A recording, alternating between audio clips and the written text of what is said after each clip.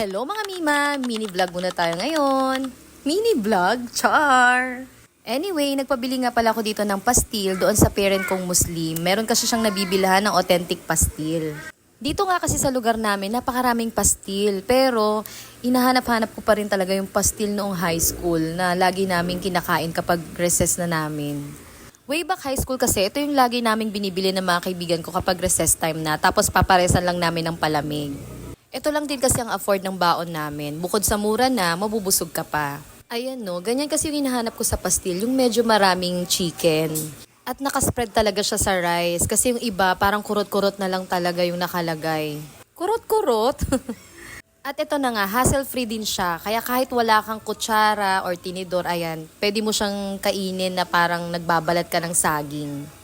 Tsaka iba pa rin talaga kapag ang pastil ay nakabalot sa dahon ng saging. Iba kasi ngayon ang titinda na sa styro na, so hindi mo mafe-feel na kumakain ka ng pastil. Apaka-arte, no? Pero alam nyo ba, favorite na rin to ng mga anak ko. Pinakilala ko rin kasi sa kanila to eh. Nawiwirduhan sila, bakit daw ganun? Pero nung natikman nila, ayun, hinahanap-hanap din nila. Pati asawa ko hindi rin niya alam na may ganitong pagkain. Pero ito, nasarapan din siya dito.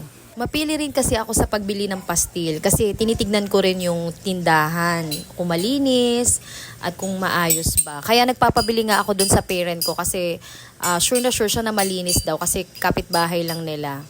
O tignan mo, meron pa siya sa gitna. Kaya lasang-lasa mo talaga yung chicken. Sulit na sulit, napakasarap talaga. May kasama na rin pala yan toyo para pag natatabangan ka sa timpla ng chicken nila, pwede mong dagdagan ng toyo. Siksik na siksik pa rin ang chicken hanggang last bite. Yan, sarap! Ayun lang. Thank you for watching. Bye!